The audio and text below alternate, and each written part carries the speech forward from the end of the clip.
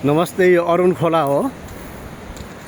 यो विश्वको सबैभन्दा अग्लो भागबाट निस्केको मुहानको नदी अरुण नदी, खोला होइन नदी हो यो। र यो भोजपुर जिल्लाको सरानन नगरपालिका वार्ड नम्बर 5 र यो शङ्करसभा जिल्लाको खाँदबारी नगरपालिका वार्ड नम्बर, यता वार्ड नम्बर कति पर्छ सर? 2 वार्ड नम्बर 2 चेवा बेसी। यसरी यो बग्दैछ अरुण नदी। विश्वको सबैभन्दा अग्लो भागबाट निस्केको नदीको नाम अरुण नदी। अब म भोजपुर जाँदैछु।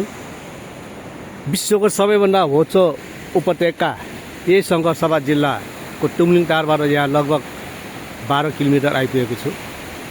र अब यहाँबाट गएपछि सती प्रथा विरुद्ध योग मायाले आत्मदाह गर्नुभएको ठाउँमा पुग्नेछु। धन्यवाद।